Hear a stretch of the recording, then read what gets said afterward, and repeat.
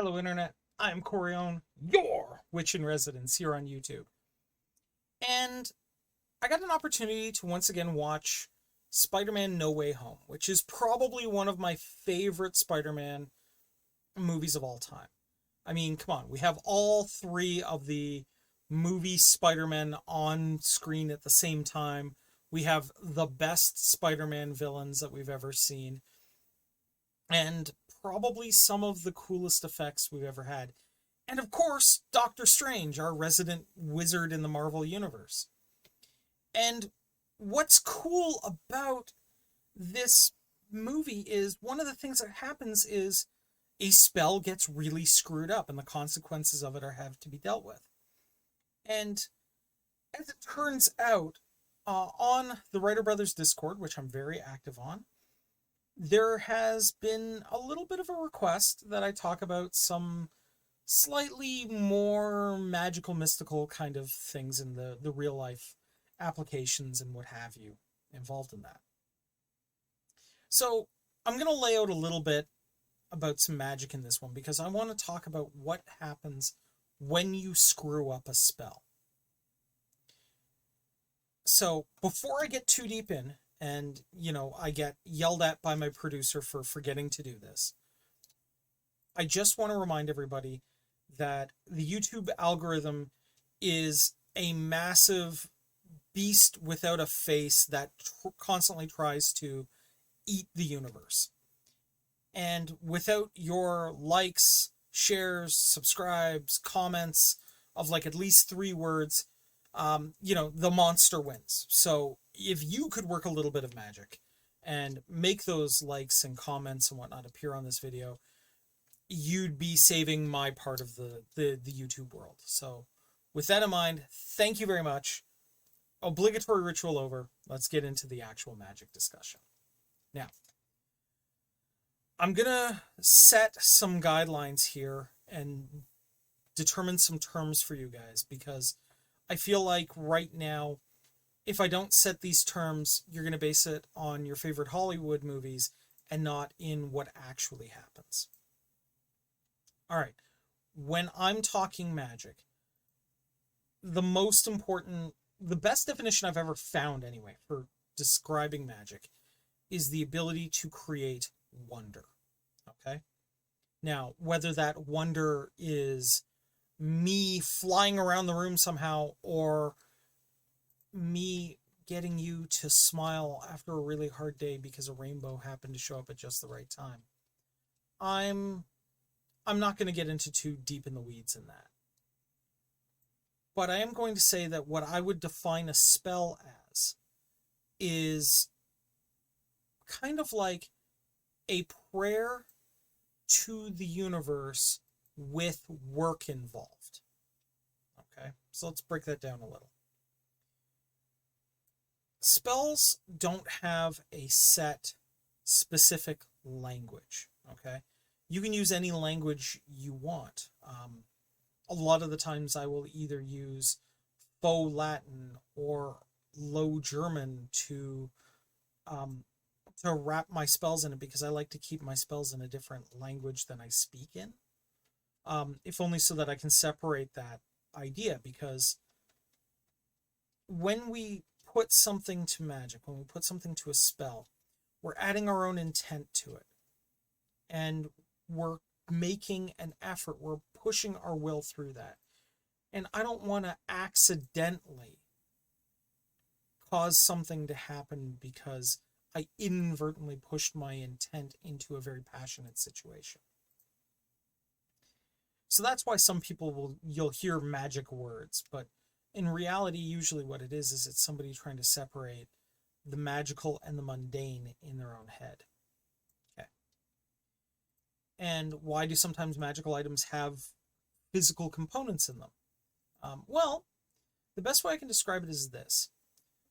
When you go to a place and you smell something that reminds you of somewhere. For example, if you smell a foot-long hot dog, an actual foot-long hot dog with mustard and relish and onions on it, It may bring back memories of going to the ballpark, going to a baseball game.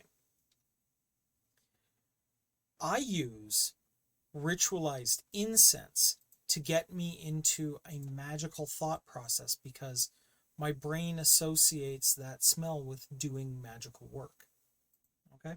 So if you think about the physical components to a spell as like a tool for almost self-hypnosis to push you in the direction to get your mind to the right intent to make the spell happen. That's a good general idea of how a spell will look. Now, we're talking about intent here. We're talking about your willpower. We're talking about you deciding that you are right and the universe needs to get on the same page. Because you're just not going to wait for it. When you're working with somebody else who is not prepared for that,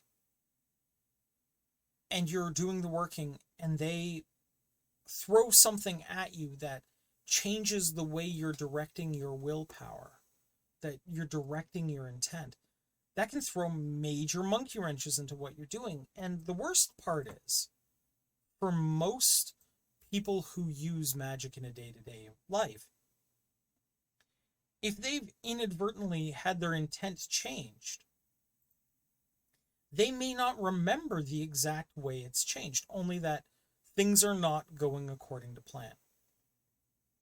So the question becomes, what can you do?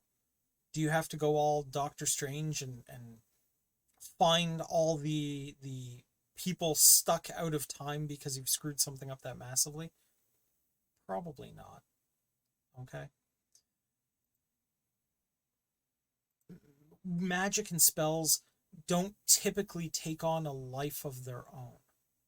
It's still a part of your intent, whether subconscious or not.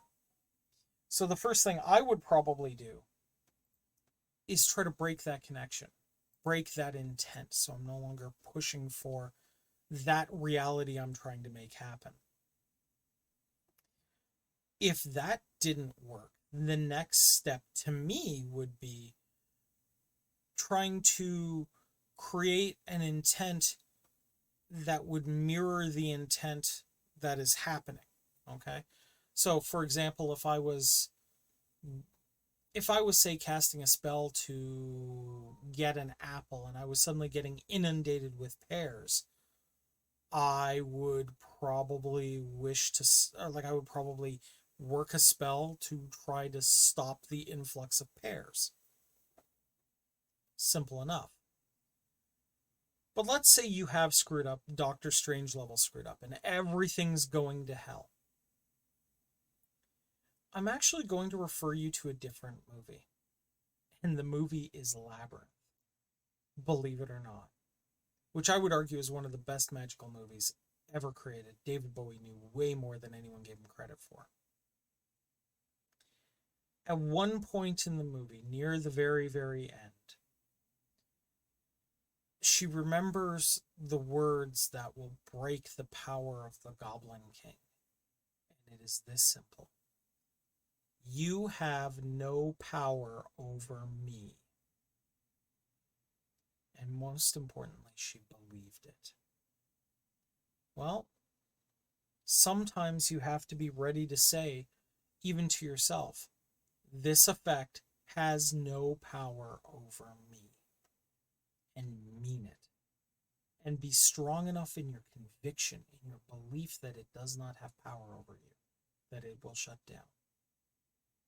And I know that sounds hard. That sounds really hard. And admittedly, sometimes it is. Sometimes it's the worst.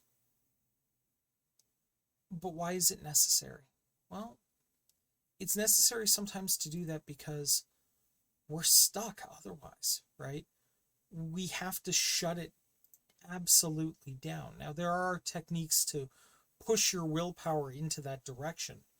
But at the end of the day, it really boils down to that, is you decide, ultimately, what can and cannot affect you in this life. Okay? You decide if words will hurt you or whether it will just be sticks and stones. Okay? And when you make that decision, you have to be ready for the consequences of it. If you make the decision your boss has no power over you, well, fine, but he also doesn't have to then grant you a paycheck. So keep that in mind too, that even a withdrawal of consent to the universe for things to happen may also include ramifications. So there's important things to remember and not do these things lightly. Okay. Whenever I work any sort of magical working, I consult with those that are closest to me. I will meditate on it. Sometimes I will even pull out my tarot deck and see if my divination says, hey, this is a good idea to do or not. And then I'll think about it some more. And I will take a look at the ethical ramifications of doing it. And if I still decide it's a good idea, I prepare myself right to be able to do it. Okay? Make sure I don't have distractions. I don't have a high school kid trying to protect his identity and remembering a whole bunch of people in the process. I will shut everything out from the world and do this right.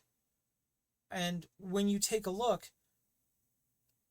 consider some of the other major faiths. They will go into a closed session to pray. They will go into a quiet place because that focus, that determination to push your intent out, sometimes you need privacy and you need quiet to be able to achieve that level of focus. And that's okay if you're one of those people. Not everyone can work magic in the middle of a crowded subway car. Okay? Not everyone can, go into a deep meditative prayer in the middle of Grand Central Station. It's okay if that's the case. Not everyone can. But find the way that you can make it right the first time. Find the way to make sure what you're doing is right and ethical and true to you. And then when you do it, put all of yourself into it. All of your heart, all of your focus, all of your dreams, all of your fears, all of it.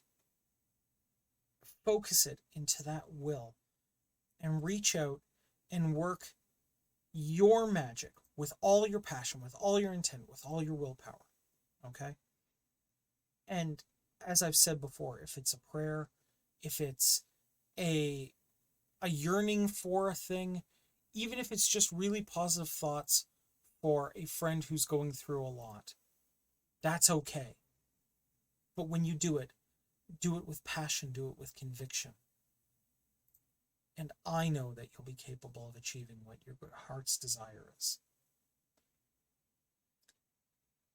And know that screwing up and getting things wrong occasionally is part of being human. But the important part is, even when you screw up, is to pick yourself up, dust yourself off, make it right, and try again. Because you can do this. All right, guys. Thank you so very much. Merry meet. Merry part. Merry meet again. Thank you, guys. We're going to be covering some deeper, heavier stuff, I think, for February. And with March slowly approaching, I intend to give my reaction video to Dune Part 2 as soon as I can get in to see it. And I promise I will put up a video as soon as I do. I'm really looking forward to it. For those that know, I'm kind of a big Dune head. And, I'm looking forward to this. So thank you, guys. Have a wonderful night.